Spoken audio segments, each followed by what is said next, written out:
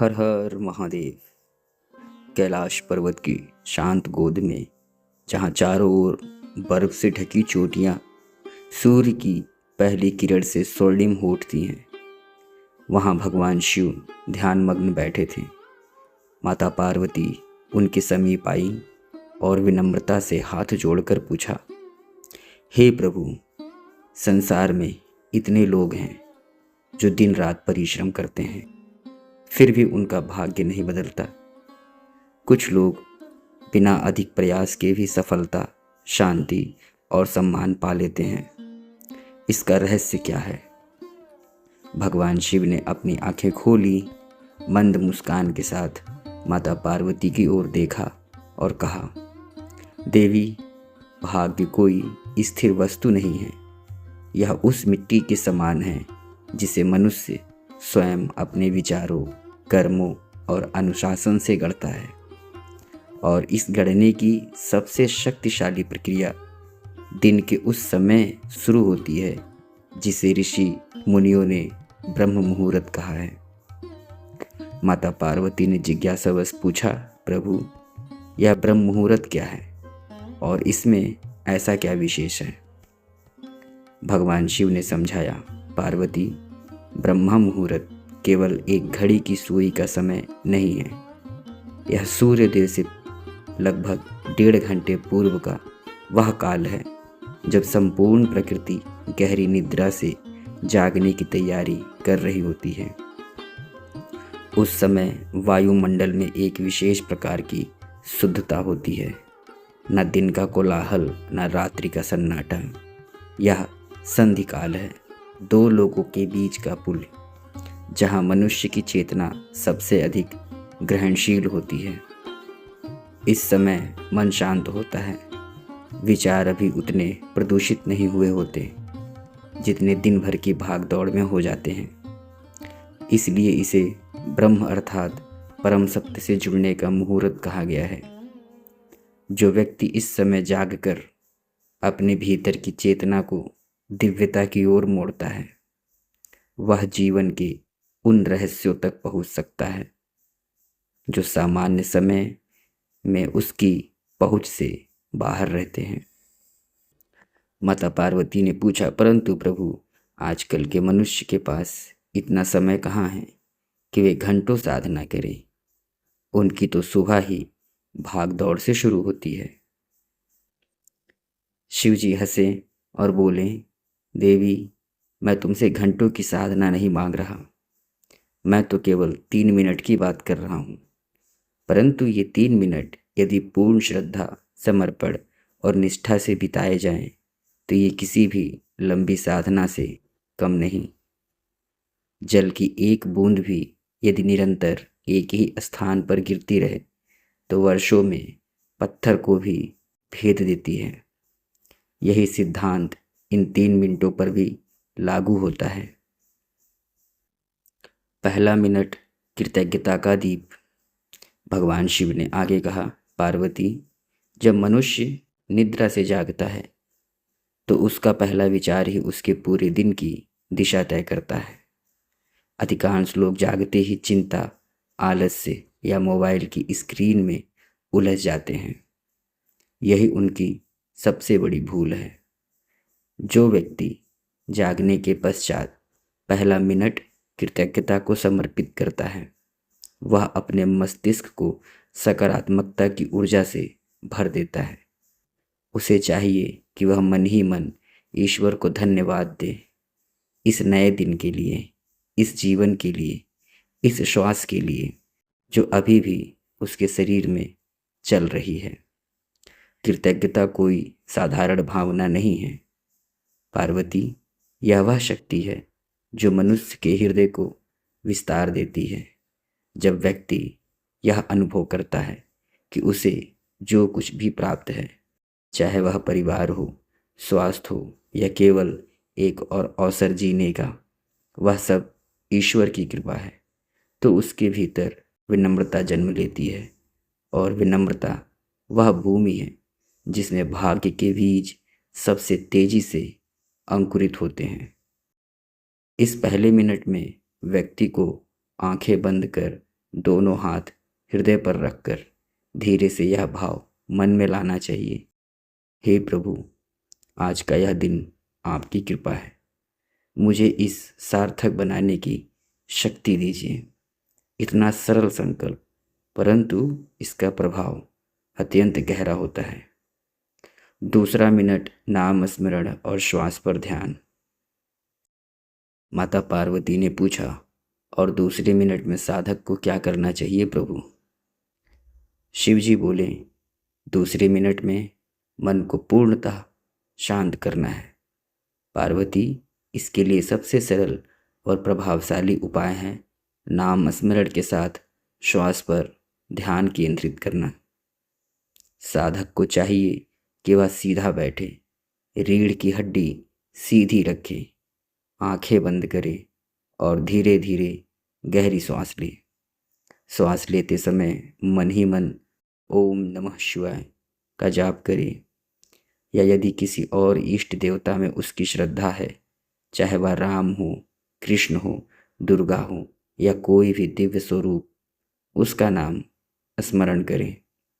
यह मंत्र केवल शब्द नहीं है पार्वती, ओम नमः शिवाय पंचाक्षर मंत्र है। संपूर्ण सृष्टि के 5 तत्वों पृथ्वी, जल, अग्नि, वायु और आकाश से जुड़ा हुआ है। जब इसे श्वास की लय के साथ जोड़ा जाता है तो शरीर और मन के बीच एक सामंजस्य स्थापित होता है। श्वास भीतर जाते समय शांति भीतर प्रवेश करती है और श्वास बाहर जाते समय समस्त नकारात्मकता, तनाव और भय बाहर निकल जाते हैं। यह क्रिया मस्तिष्क को उस अवस्था में ले जाती है जिसे साधु संत साक्षी भाव कहते हैं, जहाँ मनुष्य अपने विचारों का दास नहीं बल्कि दृष्टा बन जाता है। और जब मनुष्य दृष्टा बनता है तभी वह अपने जीवन की दिशा को स्पष्टता से देख पाता है। तीसरा मिनट है पवित्र संकल्प। माता पार्वती ने कहा, प्रभु, तीसरे मिनट का क्या महत्व है? भगवान शिव ने गंभीर स्वर में कहा, तीसरा मिनट सबसे महत्वपूर्ण है पार्वती, क्योंकि यही वह क्षण है जब विचार कर्म में परिवर्तित होने की दिशा पकड़ता है। इस मिनट में साधक को एक पवित्र संकल्प लेना चाहिए कि वह आज के दिन सत्य के मार्ग पर चलेगा, सेवा भाव रखेगा, सदाचार का पालन करेगा और संयम नहीं छोड़ेगा। सत्य का अर्थ केवल झूठ ना बोलना नहीं है। सत्य अर्थात अपने कर्तव्यों के प्रति ईमानदार रहना, स्वयं के साथ भी और दूसरों के साथ भी। सेवा का अर्थ है कि दान में जहाँ भी अवसर मिले बिना स्वार्थ के किसी की सहायता करना, चाहे वह एक शब्द का संतावना हो या एक क्रिया की सहायता। सदाचार अर्थात अपने आचरण को शुद्ध रखना, न किसी का अहित सोचना, न किसी को हानि पहुंचाना। और संयम अर्थात अपनी इंद्रियों, अपने क्रोध, अपनी वाणी और अपनी इच्छाओं पर नियंत्रण रखना। जब साधक इन 4 सिद्धांतों का संकल्प लेकर दिन आरंभ करता है तो उसका अवचेतन मन पूरे दिन इन्हीं मूल्यों के अनुसार निर्णय लेने लगता है। यही वह प्रक्रिया है जो धीरे धीरे मनुष्य के स्वभाव को गढ़ती है और स्वभाव ही अंततः भाग्य का निर्माण करता है। भाग्य परिवर्तन का वास्तविक रहस्य। माता पार्वती ने पूछा, परंतु प्रभु, क्या केवल 3 मिनट से भाग्य सच में बदल सकता है? क्या यह कोई चमत्कार है? भगवान शिव मुस्कुराए और बोले, नहीं पार्वती, यह कोई चमत्कार नहीं है। मैं तुमसे स्पष्ट कहता हूँ, भाग्य किसी जादू से नहीं बदलता। भाग्य बदलता है शुद्ध विचारों से, श्रेष्ठ कर्मों से और निरंतर अनुशासन से। जब मनुष्य प्रतिदिन इन 3 मिनटों को श्रद्धा से जीता है तो उसके भीतर धीरे धीरे 3 परिवर्तन घटित होते हैं। पहला परिवर्तन है मानसिक स्पष्टता का। जिस मन में पहले उलझन, भ्रम और अनिश्चितता थी, वहाँ अब शांति और स्थिरता आने लगती है। स्पष्ट मन ही सही निर्णय ले सकता है और सही निर्णय ही सही दिशा में ले जाते हैं। दूसरा परिवर्तन है भावनात्मक संतुलन। जो व्यक्ति पहले छोटी छोटी बातों पर क्रोधित हो जाता था, चिंता से घिर जाता था, अब वह विपरीत परिस्थितियों में भी शांत रह पाता है।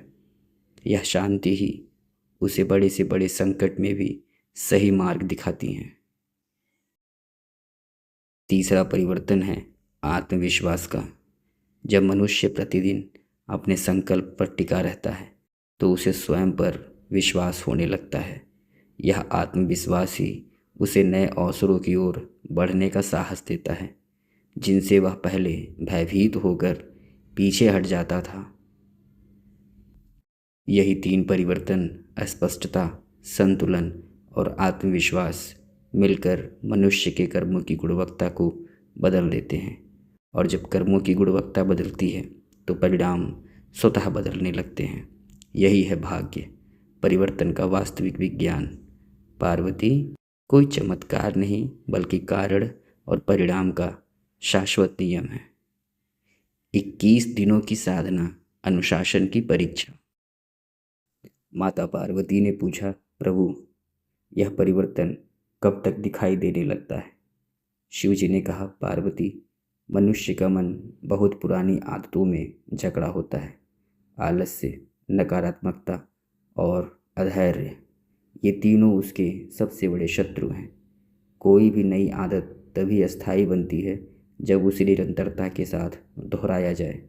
शास्त्रों और आधुनिक अनुभव दोनों ही यह संकेत करते हैं कि किसी भी नई आदत को मन और मस्तिष्क में स्थापित होने में लगभग 21 दिन का समय लगता है। इसलिए जो साधक निरंतर 21 दिनों तक बिना एक भी दिन चूके इन 3 मिनटों का पालन करता है, उसके भीतर एक नई चेतना जन्म लेने लगती है। प्रारंभ के कुछ दिन कठिन लग सकते हैं, मन भटक सकता है, आलस्य बाधा बन सकता है, नींद बुला सकती है, परंतु जो इन बाधाओं से हार नहीं मानता, वह धीरे धीरे अनुभव करता है कि उसके भीतर शांति गहरी होती जा रही है, उसकी सोच सकारात्मक होती जा रही है और उसकी निर्णय क्षमता तीक्ष्ण होती जा रही है। 21 दिनों के पश्चात यह अभ्यास आदत नहीं बल्कि स्वभाव बन जाता है, और जब कोई गुण स्वभाव बन जाता है तो वह जीवन भर साथ रहता है। आलस्य, नकारात्मकता और अधैर्य, 3 बाधाएं। माता पार्वती ने जिज्ञासा से पूछा, प्रभु, आपने आलस्य, नकारात्मकता और अधैर्य को शत्रु कहा, इनसे कैसे मुक्ति पाई जाए? भगवान शिव ने समझाया, आलस्य वह शक्ति है जो मनुष्य को यह विश्वास दिलाती है कि आज नहीं कल से आरंभ करेंगे, यही कल कभी नहीं आता। पार्वती, आलस्य से मुक्ति का एकमात्र उपाय है बिना विचार किए तुरंत क्रिया आरंभ कर देना। जिस क्षण जागने का विचार आए उसी क्षण उठ जाना चाहिए, इससे पहले कि मन बहाने गढ़ना शुरू करे। नकारात्मकता वह छाया है जो मनुष्य को उसकी सामर्थ्य पर संदेह करने पर विवश करती है। यह उसे बार बार उसकी असफलताओं की याद दिलाती है, उसकी क्षमताओं को छोटा दिखाती है। नकारात्मकता से मुक्ति का उपाय है कृतज्ञता, जो हमने पहले मिनट में सीखा। जो मन कृतज्ञता से भरा होता है उसमें नकारात्मकता के लिए स्थान नहीं बचता। अधैर्य वह अग्नि है जो मनुष्य को तुरंत परिणाम की अपेक्षा करने पर विवश करती है। जब परिणाम तुरंत नहीं मिलता तो वह साधना छोड़ देता है। अधैर्य से मुक्ति का उपाय है यह समझना कि प्रकृति में हर परिवर्तन धीरे धीरे होता है। बीज बोने के तुरंत पश्चात वृक्ष नहीं उगता, उसे समय चाहिए, जल चाहिए, धैर्य चाहिए। यही सिद्धांत साधना पर भी लागू होता है।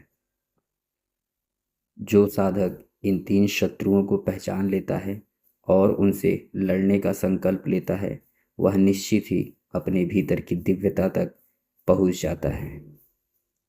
आंतरिक परिवर्तन से ब्रह्म परिवर्तन तक।